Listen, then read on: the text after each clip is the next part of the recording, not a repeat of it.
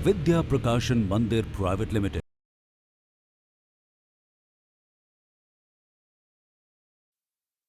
क्या आप लोग अपने घर में अपने बड़ों से, दादा दादी, नाना नानी से कहानियां सुनते हो? और अगर सुनते हो तो आपने ये भी देखा होगा कि हर कहानी में कोई ना कोई सीख छुपी होती है। तो हमारे बड़े लोग ये सब कहानियां हमें क्यों सुना पाते हैं, कैसे उनको इतना कुछ याद होता है?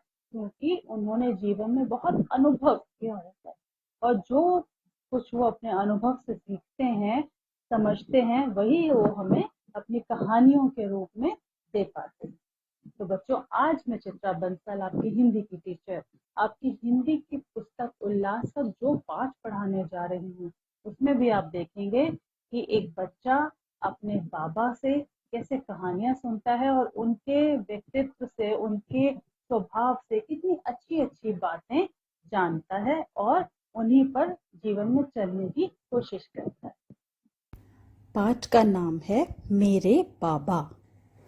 मेरे साथ साथ पढ़िए बच्चों। हमारे बाबा जी अब हमारे बीच में नहीं हैं। 87 वर्ष की अवस्था में जब उनकी मृत्यु हुई थी, उस समय मेरी आयु 9 वर्ष और मेरे भाई की आयु 7 वर्ष थी। ये कौन कह रहे हैं? मैं कौन है यहाँ पर? लेखक। लेखक बता रहे हैं कि उनके बाबा की मृत्यु किस आयु में हुई थी? 87 वर्ष की अवस्था में।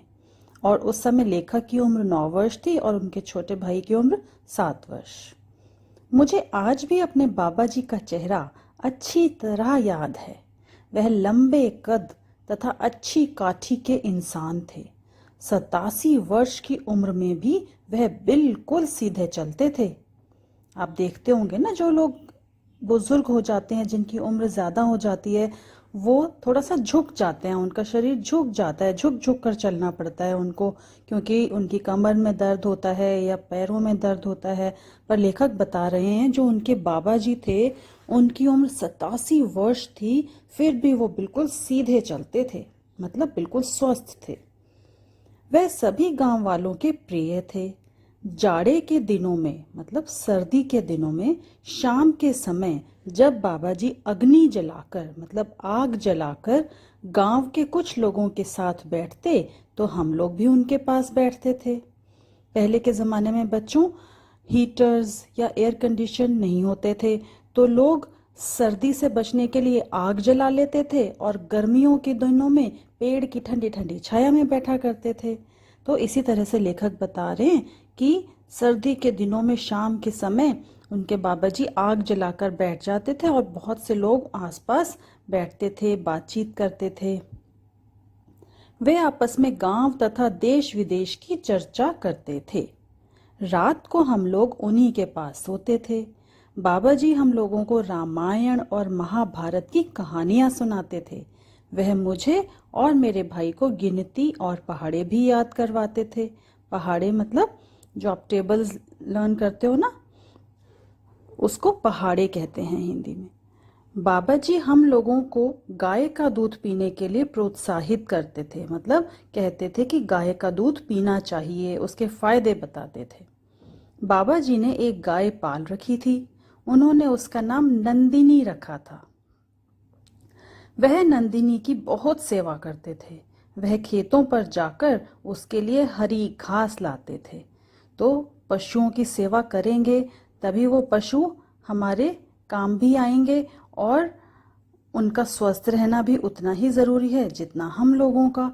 तो इसीलिए वो गाय की सेवा करते थे, उसके लिए हरी हरी घास लाते थे ताकि वो हृष्ट पुष्ट रहे, स्वस्थ रहे और अच्छा दूध दे। बाबा जी के यहाँ आम का एक बाग था, जिसमें आम की कई किस्मों के पेड़ थे। मतलब आम कई तरह के होते हैं ना, तो अलग अलग तरह के आमों के पेड़ उनके बाग में लगे हुए थे। जब आम के पेड़ों पर फल लगते, तब वह उनकी रखवाली के लिए अक्सर दिन भर बाग में ही रहते थे। अक्सर मतलब अधिक समय वह बाग में ही बिताते थे आम के पेड़ों की रक्षा के लिए। शाम को घर आते समय हम लोगों के लिए मीठे मीठे आम लाते थे। गर्मियों में हम लोग इन्हीं आम के पेड़ों की छाया में दिन भर खेलते थे। तो देखो, पहले के लोग प्रकृति से कितने जुड़े होते थे। प्रकृति की, पेड़ पौधों की, पशु पक्षियों की सेवा करना, उनका ख्याल रखना उन्हें बड़ा अच्छा लगता था। और जब हमारे आसपास ये सब स्वस्थ रहेंगे, पेड़ पौधे प्रकृति, तो हम लोग भी स्वस्थ रहेंगे। तो लेखक को अपने बाबा जी की वो बातें याद हैं कि कितनी अच्छी अच्छी आदतें उनके अंदर थी। बाबा जी स्वभाव से बहुत परोपकारी और सहृदय थे। परोपकारी मतलब दूसरों की मदद करने वाले, सहृदय मतलब दूसरों के दुख को समझने वाले, तकलीफ को समझकर उसको दूर करने की कोशिश करने वाले। एक दिन की बात है, गांव में बहुत जोर से शोर सुनाई पड़ा। लोग चोर चोर चिल्ला रहे थे। बाबा जी तुरंत बाहर निकलकर देखने लगे। उन्हें पता लगा कि एक अजनबी पड़ोसी का छाता चुराकर ले जा रहा था। अजनबी मतलब एक ऐसा व्यक्ति जिसको वहां कोई जानता नहीं था, वो उनके पड़ोसी का छाता चुराकर ले जा रहा था। और गांव वालों ने उसे पकड़कर पीटना शुरू कर दिया।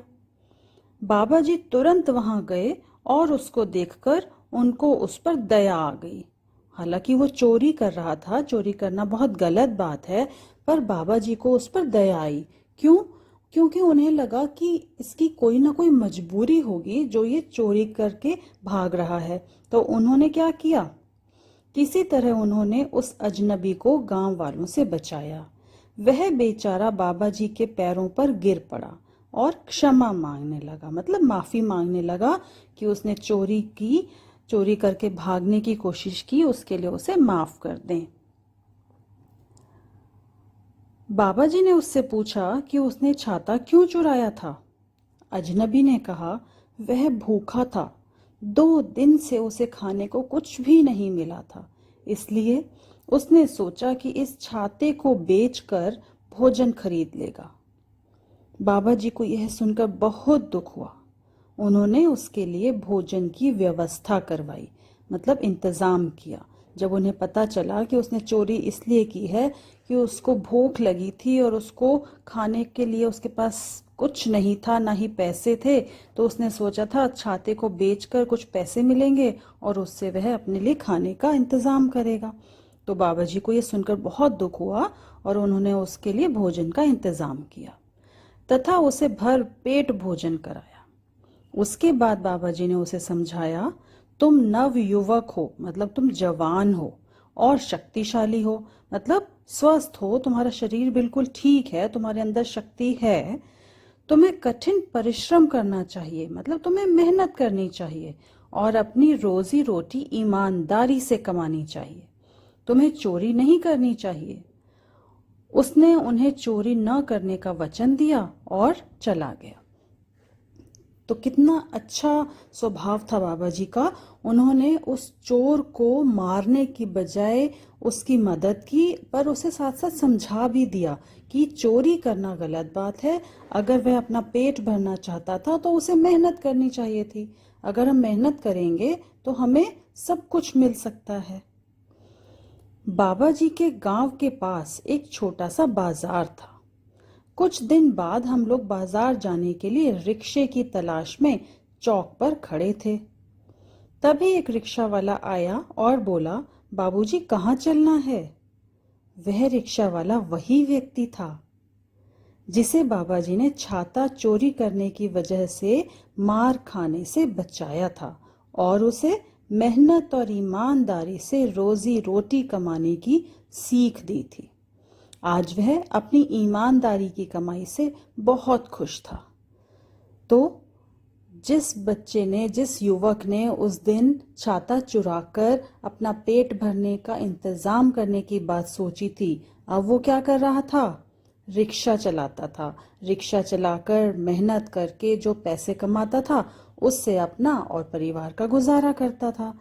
तो इसका मतलब जो बात बाबा जी ने उसको समझाई उसने वो समझ ली और उस पर अमल भी किया। उसने चोरी करना छोड़ दिया बल्कि मेहनत करनी शुरू कर दी और उससे वह बहुत खुश था। उसे खुद को भी बहुत अच्छा लग रहा था कि वो अपनी मेहनत से, ईमानदारी से अपना और परिवार का पेट भर रहा है।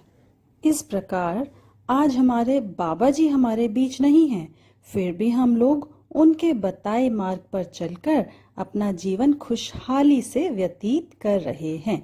खुशहाली से मतलब खुशी खुशी, क्योंकि जो कुछ बाबा जी ने उन्हें बताया या जैसा स्वभाव बाबा जी का था, उसका असर बच्चों पर भी आया और वो भी अब ऐसा ही करते हैं। तो देखा आपने, बड़े लोगों से कितना कुछ सीखने को मिलता है। तो हमें उनकी बातों को ध्यान से सुनना चाहिए, उनका आदर करना चाहिए और उनकी आज्ञा का पालन करना चाहिए। कभी कभी हमें ऐसा लगता है कि वो जो बात कह रहे हैं हमने हमारे साथ जबरदस्ती हो रही है, पर ऐसा होता नहीं है। अगर हम उनकी बात मानेंगे, उनकी बातों को मानकर उनका पालन करेंगे तो हमारा ही फायदा होगा, क्योंकि वो जो कुछ कहते हैं अपने अनुभव से कहते हैं और अनुभव का बहुत महत्व होता है। Vidya Prakashan Mandir Private Limited.